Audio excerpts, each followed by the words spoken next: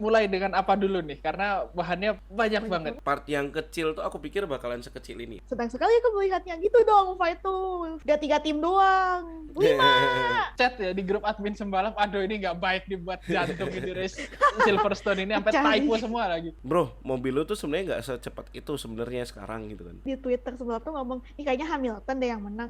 Sainz. Ferrari berani tegas nih ya. Nggak, ini for the championship, lu tuker. Karena kayak alasan Binotto untuk ya bannya Leclerc masih lebih bagus kok gitu. Mereka dia nggak ngelihat angka apa. Kira kan Ferrari bakal double stack, ternyata tidak ya. Karena kayak nggak terlalu seriski yang waktu pas di Monaco. Itu kan Monaco, sebel aku ingatnya aja aku sebel itu. Kelihatan tuh racing line-nya Verstappen kayak bawa babi hutan. Tapi karena dia ngerasa mobilnya nggak enak, terus ya udah dia nge-call, aku mau pit sekarang. Dia langsung pit aja gitu. Jangan nurut-nurut aja gitu. Leclerc tuh menurutku agak terlalu nurut. Lu kalau berasa lu nggak nyaman, nggak enak, ngomong lah ke tim gitu. Gue nggak mau gini, gue maunya gini gitu. Ngomong, jangan iya doang gitu. Kalau hasilnya ngebotol terus udah turun terus udah pukul aja tuh Binotto atau strategisnya nggak apa-apa, berantem deh sekalian. Lu mau gue menang nggak? Gitu. Setuju, kayaknya perlu ngeyel ke strategisnya karena strategisnya Ferrari emang sebapuk itu ya. Mik ya, Mik, akhirnya kamu dapat poin, jadi kamu nilainya gede sekarang. Stellar performance sih menurutku dari Perez, dan ya dia bukan cuma menteri pertahanan tapi juga menteri penyerangan gitu. Kita ngundang McLaren Adi kali ya nanti ya. Semoga dia mau. Bisa kali. Kayaknya perlu sih boleh kita bikinin sendiri.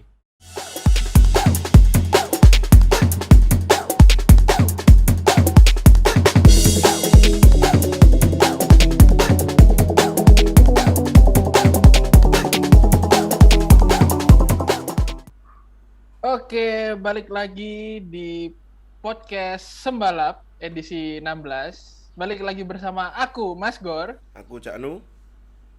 Aku siapa? Aku Kalia.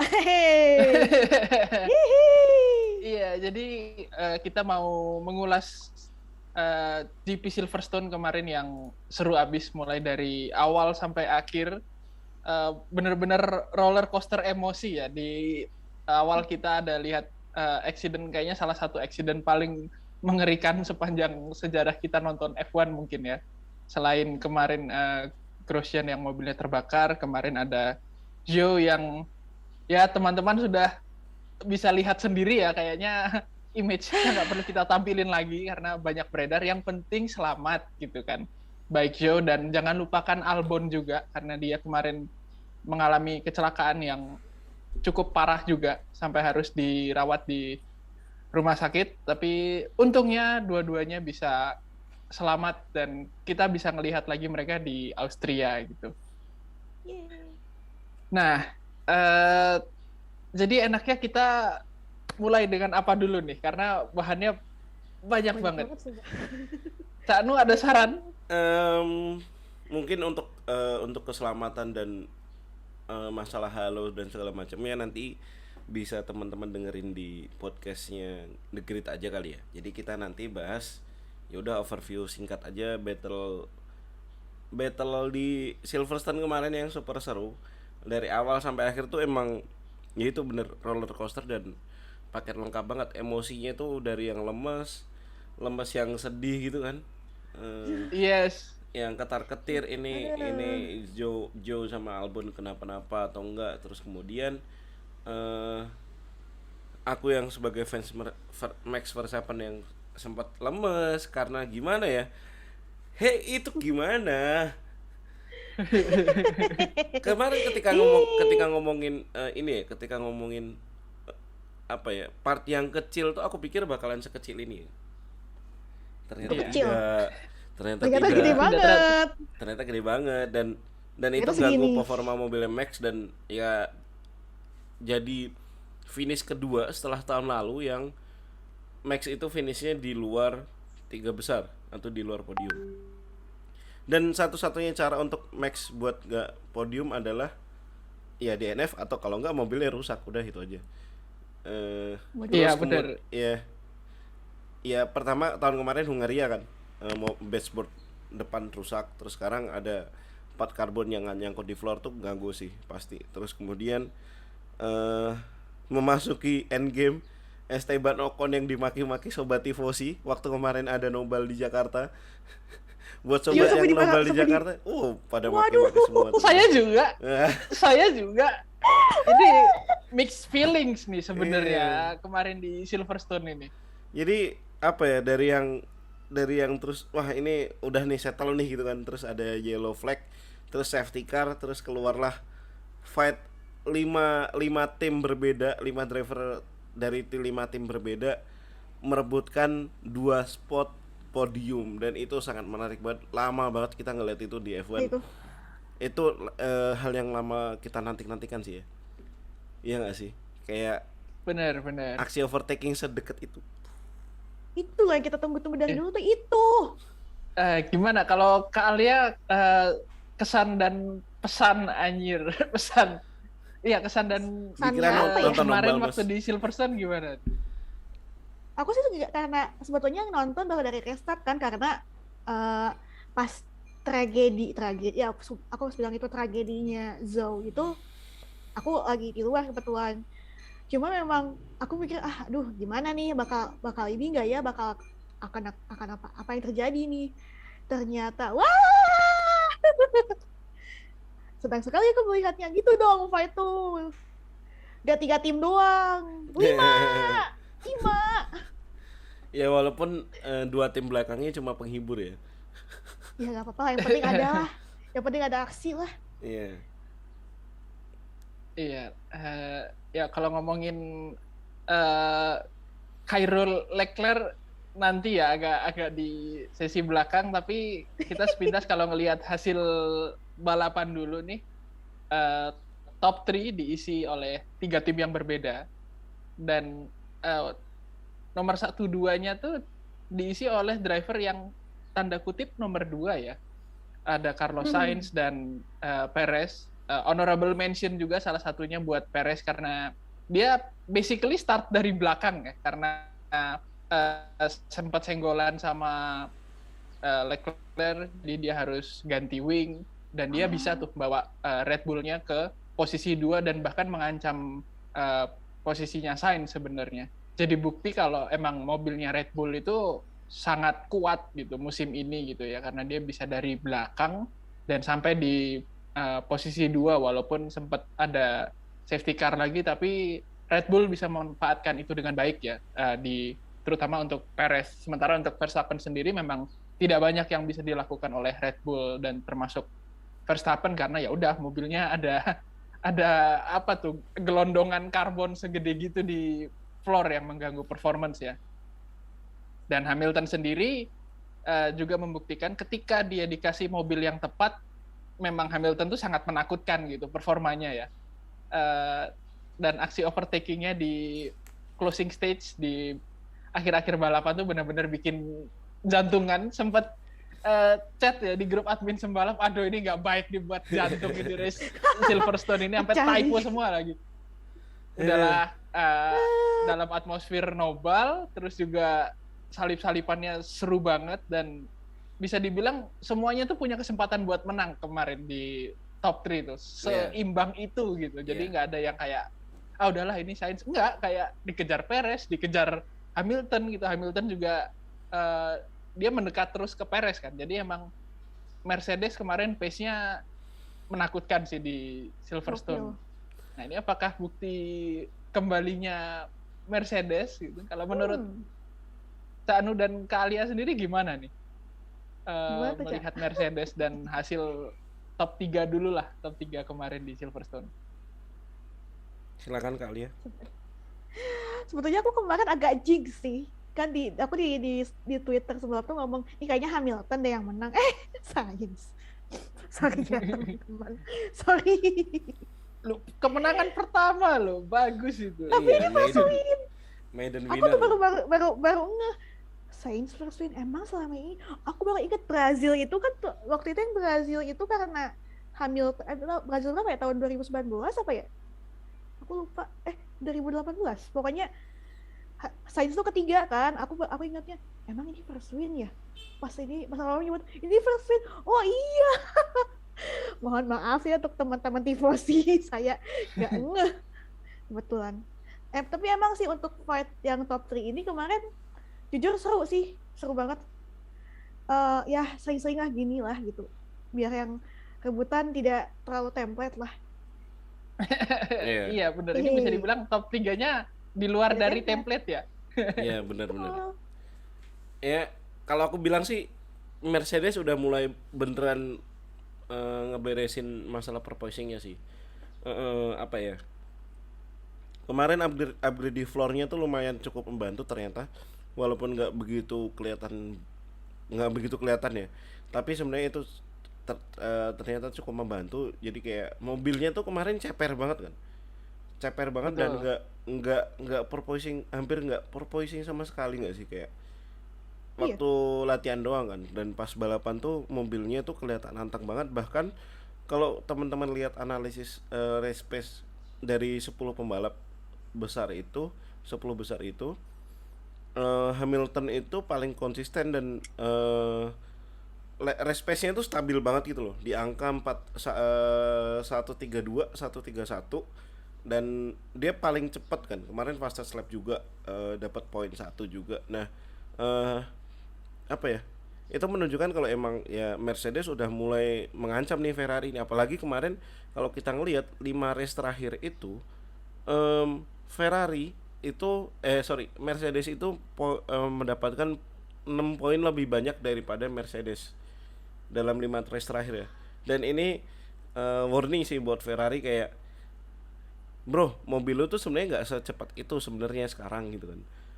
Dibandingin Red Bull, dibandingin Mercedes tuh kayak lo nggak seunggul itu gitu, nggak seunggul pas awal musim gitu kan. Terus habis itu mana strateginya Ferrari suka ngebotol lagi kan, apalagi semalam yang kemarin yang memutuskan Leclerc nggak dipitkan, terus kemudian Sainz yang ganti soft gitu kan. Coba itu Leclerc bertahan lebih lama ngelawan Sainz waktu setelah keluar pit gitu, bubar itu, bisa ngebatal itu. Malah bisa dua-duanya keluar dari podium sih menurutku. Kalau misalnya Leclerc bertahan terlalu lama ya.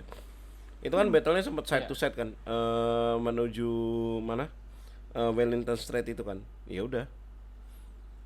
Untungnya sih nggak sampai senggolan ya. Benar. Ini kita kalau agak sedikit bergerak ke bawah dari top 3 gitu ya. Ada yang menurutku cukup menarik untuk dibahas adalah Leclerc dan strateginya Ferrari gitu. Kalau Verstappen tidak bisa terlalu banyak yang dibahas memang, karena ya udah kemarin kondisi mobilnya seperti itu, dan strategi call-nya dari Red Bull sudah yang terbaik ya kalau menurutku pribadi gitu untuk hasilnya Verstappen. Nah, untuk Leclerc ini sih banyak banget gitu kan yang mengkritisi keputusannya Ferrari untuk tidak ngepit Leclerc untuk ganti ban soft di safety car yang gara-gara si Ocon itu ya. Banyak yang kalau dari Ferrari kan bilangnya jarak mereka tuh terlalu dekat, jadi kalau double stack riskan gitu. Tapi banyak juga yang beranggapan ya udah take the shot aja gitu loh, ganti soft dua-duanya. Karena dengan kayak gitu seenggaknya Leclerc itu punya kesempatan untuk podium kalaupun nggak posisi 1 ya. Iya, masih bisa fight lah. Makanya ketika dia ingin memenangkan juara dunia, ketika Ferrari ingin memenangkan juara dunia, harusnya tetap dikasih kesempatan gitu. Apalagi kemarin juga kelihatan pace-nya Leclerc, walaupun wing-nya agak copot itu samping sebelah kanannya, dia tuh masih lebih cepat dari Sainz gitu. Dan kesempatan dia untuk bertarung dengan Hamilton dan Perez kalau sama-sama pakai ban soft kemarin, harusnya bisa lebih seru atau mungkin bisa sedikit lebih unggul gitu. Jadi kalaupun nggak 1-3, tetap bisa 1-2, walaupun mungkin Sainz di depan. Atau bahkan kalau Ferrari berani tegas nih ya, nggak, ini for the championship, lu tuker. Dah gitu aja, kemarin kan sempet tuh. Habis restart, udah di depan tuh Ferrari, tapi entah kenapa mereka memutuskan untuk ngebiarin mereka fight gitu.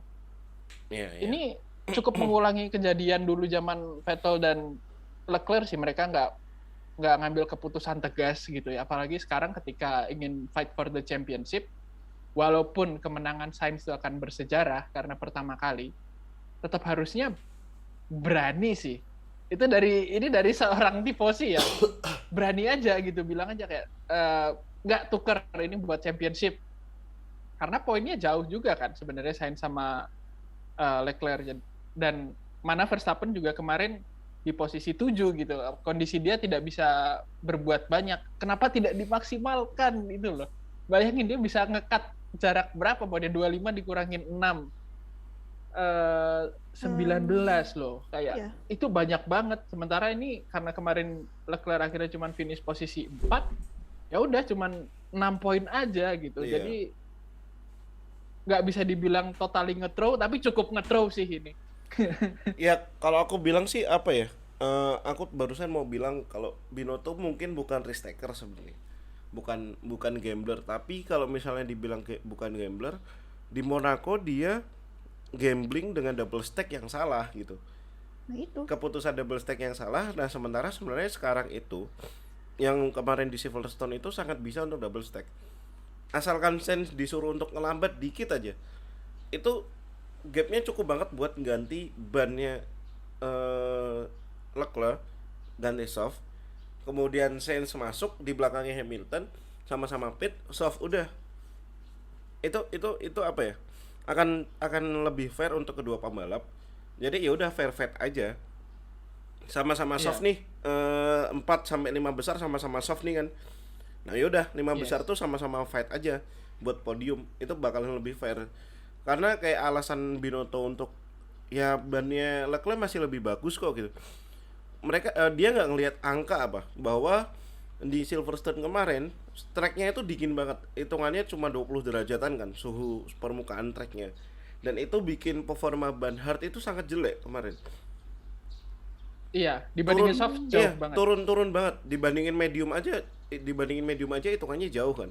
Dia butuh 2 sampai 3 outlap untuk bisa balikin pace-nya ya hampir menyamai medium, tapi nggak akan menyamai medium juga. Nah, apalagi ini soft gitu loh.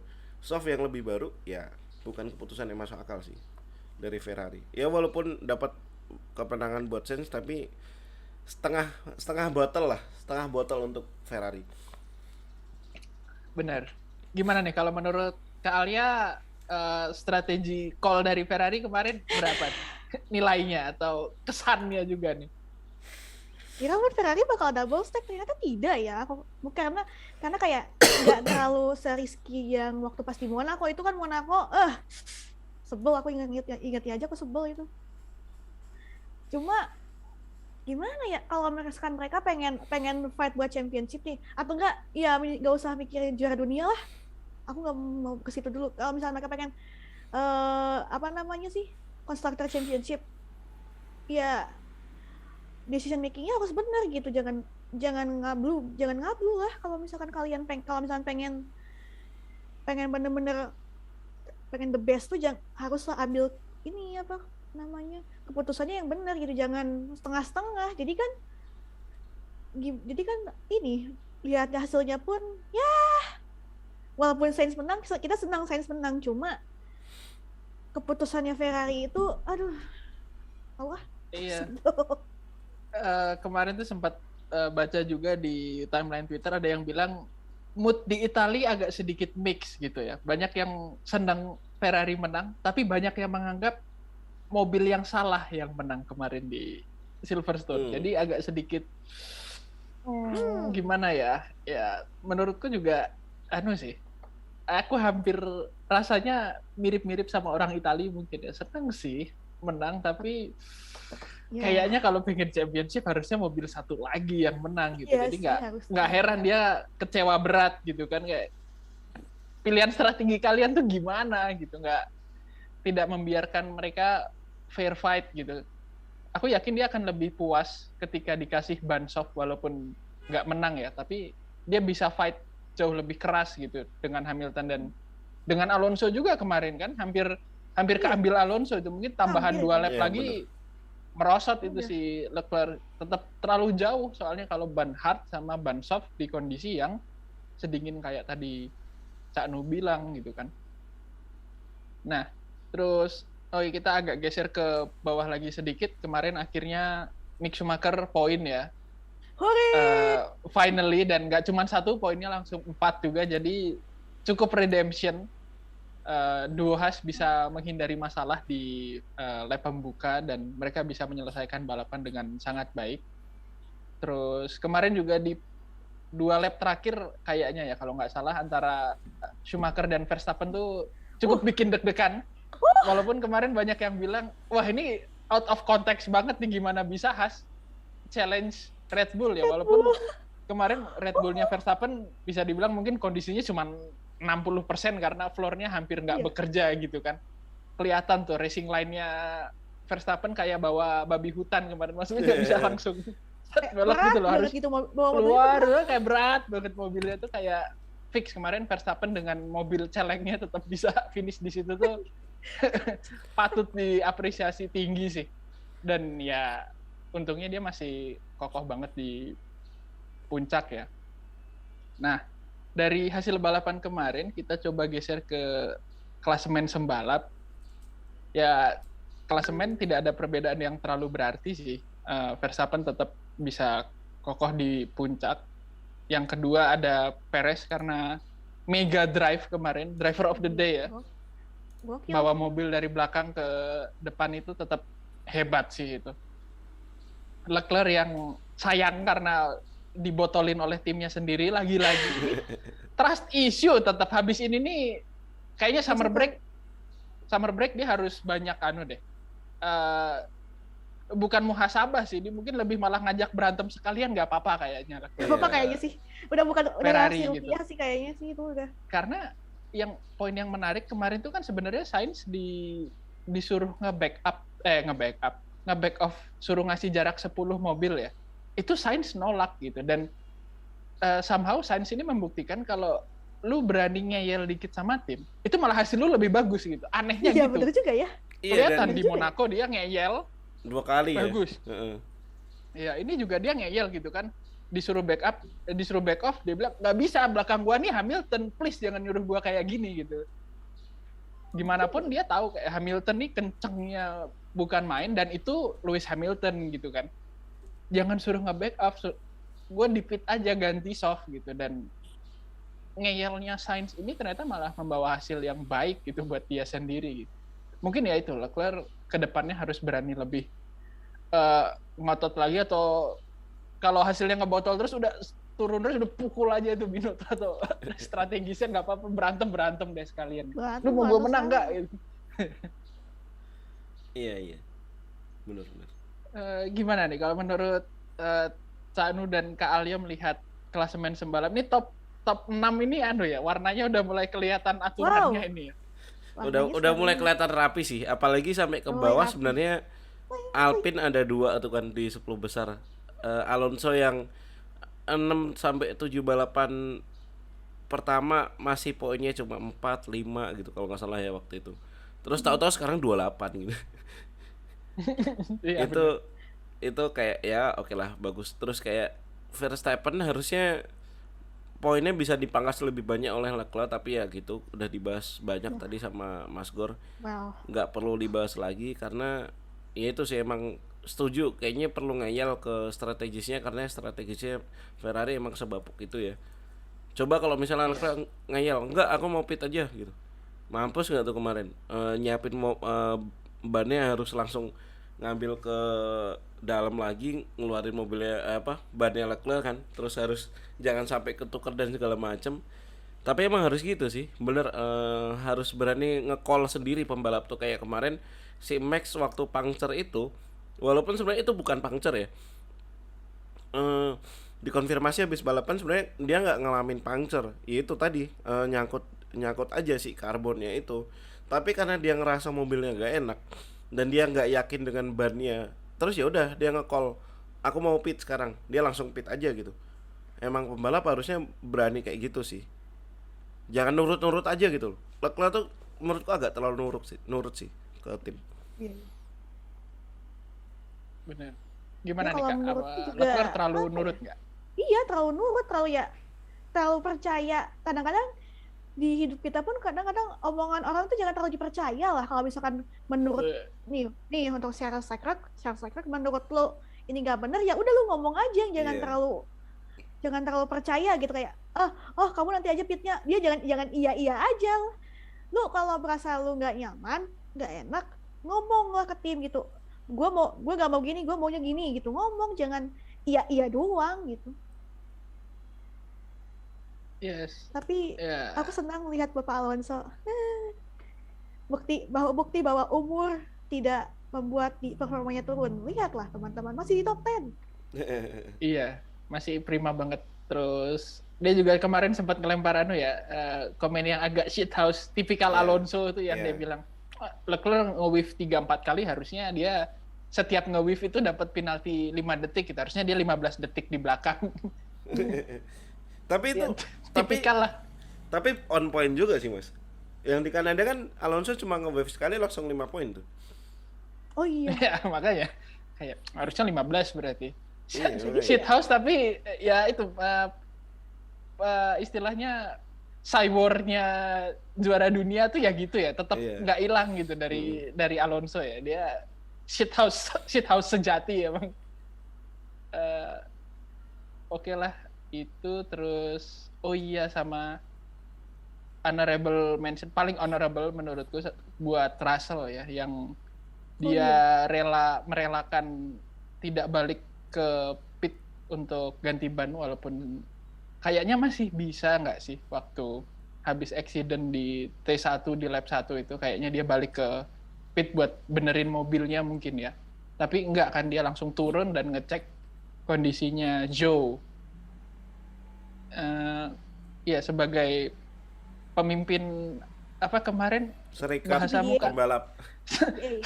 Ya serikat AD ya, asosiasi pembalap itulah ya pokoknya. Itu oke sih.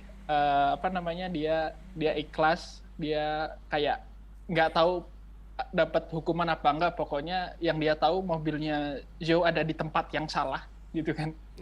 Itu kejadiannya fatal banget. Yakin sih waktu lari juga kita semua nggak ada yang tahu itu kondisinya si Zhou kayak apa. Apalagi setelah ngeliat replaynya langsung, anjir ini nasty banget. Dedek. Iya langsung, damn. Oke banget ya. Kita coba geser sedikit ke klasemen sembalap di bawah. Kayak AlphaTauri kemarin nggak tahu dua-duanya ngebotol sendiri. Malah muntir bareng. Tsunoda dan Gasly kayak why. Magnussen dan Schumacher double point, cukup bagus buat perolehan Haas secara umum ya. Terus ada itu yang di nomor 14 itu gimana ya itu ya? Aduh, ini perlu dibikinin sesi sendiri kayaknya buat bahas yang di posisi 14 ini, nggak cukup ini kalau dijadiin satu sama yang Nanti kita bikinin episode filler lah, Mas, antara Austria sama Prancis. Kita bikinin episode filler buat Ricciardo kali. Kita ngundang McLaren Adi kali ya nanti ya. Semoga dia mau. Bisa kali. Kayaknya perlu sih kita bikinin sendiri. Karena nggak cukup sejam itu untuk muhasabah karirnya yang duduk di peringkat 14 ini. Iya, ini ya opo sih saja deh, tapi ya oke lah. Itu nanti kita bahas sendiri. Terus Zhou sayang banget ya, padahal kemarin posisinya di grid udah bagus tapi mengalami insiden ya, balik lagi untung dia selamat, relatif unharmed gitu ya. Terus Albon juga kemarin padahal dia yang membawa update di Williams ya kalau nggak salah ya. Tapi sayangnya malah nggak membawa data apapun dari satu balapan kemarin. Sih. Ya. Agak sayang. Terus Lord juga kemarin tuh padahal waktu Nobel semua orang tuh menunggu. Jersinya tuh beda-beda ya, ada yang Tifosi, ada yang Red Bull, ada yang Mercedes, tapi ketika ditanya siapa yang dukung Latifi, semuanya ternyata dukung Latifi gitu buat poin gitu. Tetap our Lord ya. Sayangnya dia jadi satu-satunya driver yang belum mendapat poin nih masuk balapan ke-10. Sedih. Padahal startnya bagus ya.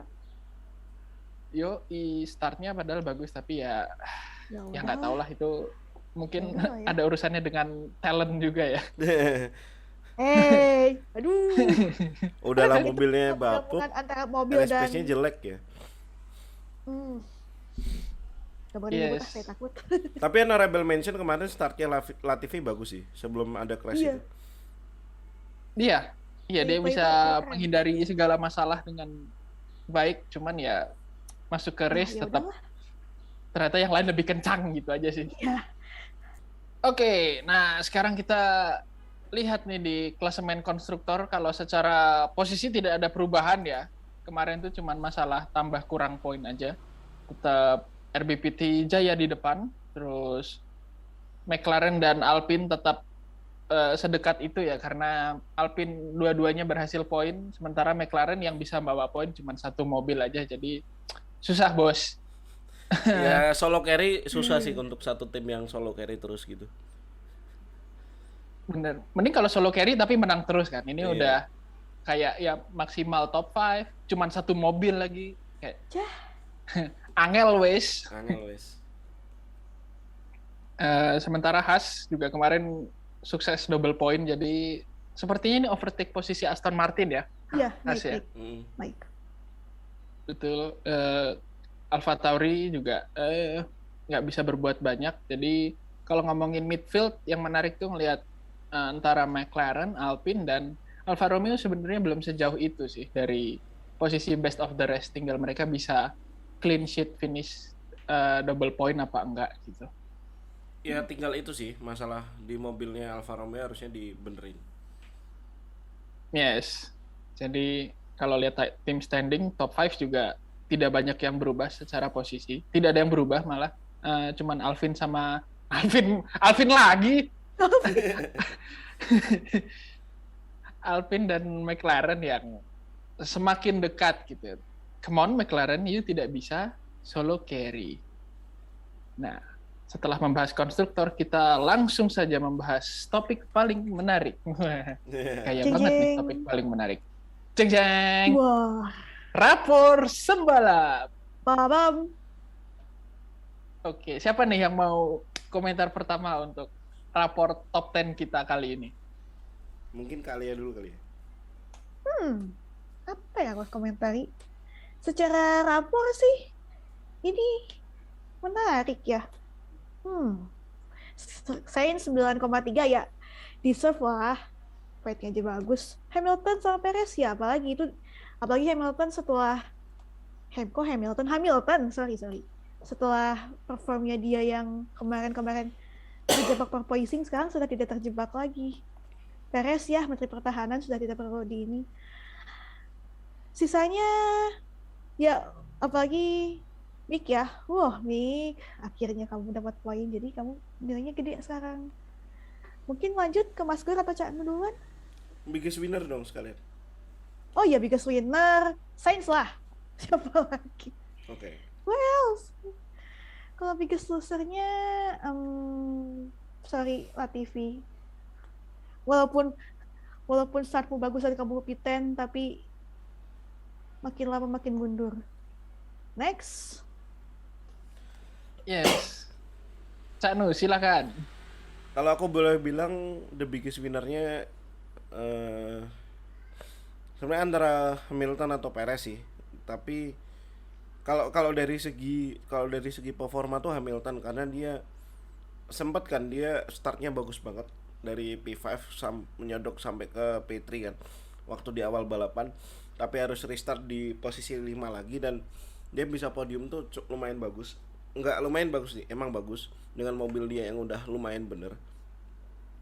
Tapi Perez nih gainingnya oke banget nih, kayak pas akhir 2020 dia dari P17 jadi juara 1 dengan mobil Mercedes pink itu, terus kemudian sekarang bisa nge-push lagi pakai RB18 gitu kan dari P18, kemudian ketolong juga safety car sampai akhirnya bisa podium P2 gitu. Itu stellar performance sih menurutku dari Perez, dan ya dia bukan cuma menteri pertahanan tapi juga menteri penyerangan gitu. Kalau Bung Jebret mungkin bilang pertahanan yang terbaik adalah serangan yang terbaik. apa sih, nggak jelas. Ya gitulah. Terus kalau untuk biggest losernya, loser di sini lebih ke ini ya, lebih ke apa ya, rugi karena kesempatan dia hilang gitu ya. Kalau menurutku bukan Joe tapi Albon sih. Albon itu crash yang kan disebabkan oleh kebodohan, pure kebodohan Vettel gitu. Karena Vettel di situ ceroboh banget, ngapain sih gitu ngambil racing lane di, ya oke lah ngambil racing lane di situ untuk menghindari kecelakaan iya. Tapi ngapain juga sampai harus late braking sampai nabrak Albon gitu loh. Itu kan yang bikin Albon sampai masalah crashnya Albon tuh cenderung akan lebih dan impactnya lebih besar karena Albon itu nabrak impactnya ke samping dan itu beton kan, dinding keras bukan Tech Pro gitu kan. Terus kemudian kena pingpong 2 kali. Nah ya itu sampai dia sekitar sampai 2 jam dia harus nunggu memastikan dia beneran oke, baru dia terus upload kan. Itu sih. Dan selain buat Albon, karena biggest losernya kenapa? Karena Williams itu kan membawa upgrade yang gede nih, perubahan setpot yang baru dan di mobil Albon gitu loh. Oke lah, free practice mereka dapat data, tapi nggak akan selengkap ketika mereka dapat data pas balapan gitu. Fungsinya bawa upgrade terus balapan, misalnya dia ada dua mobil yang berbeda, itu kan tujuannya yang satu untuk ngecek nih kondisi sekarang kayak apa, terus kalau kondisi upgrade-nya kayak apa gitu. Nah itu rugi juga buat Williams. Jadi kayak the biggest loser-nya juga timnya juga, Williams juga lose as in ini ya, apa kayak kehilangan kesempatan lebih banyak gitu. Itu sih. Silakan Mas Gur. Ya. Kalau buat aku pribadi, biggest winner-nya ini agak sedikit beda, tapi kali ini pengen aku kasih buat Hamilton ya. Kenapa biggest winner? Karena melihat dari kondisi mobil Mercedes sebelum balapan di Silverstone kemarin yang naik turun, yang kadang bagus kadang enggak. Habis itu juga mana dia sampai sakit punggung ya waktu itu di Baku. Iya. Baku. Gitu kan, itu udah ngeliat nih kayaknya Mercedes udahlah kayak nggak usah bahas musim ini, langsung fokus ke musim depan gitu. Tapi ternyata mereka masih bisa menemukan performa di mobilnya, dan apalagi kemarin dia menang di kampung ya, jadi cukup baik buat kondisi mentalnya Hamilton juga, walaupun dia udah secara kalau kita lihat juara dunia harusnya mentalnya bagus terus, tapi ya udahlah, sweet victory secara nggak langsung bisa podium dengan mobil Mercedes. Jadi biggest winner Hamilton. Biggest losernya ya sebagai fans saya harus keras sih sama tim favorit ya. Jadi menurutku ketika kita ngomong biggest loser adalah mereka yang kehilangan kesempatan paling besar, salah satunya adalah Leclerc gitu tetepan. Karena dia belum berani ngelawan timnya sendiri, jadi dia akhirnya harus puas dengan hanya posisi keempat gitu. Dia tidak bisa meraih poin lebih lagi. Sementara Verstappen ya udah kemarin tuh kejebak di situ gitu loh, kayak halo, jadi gregetan gitu.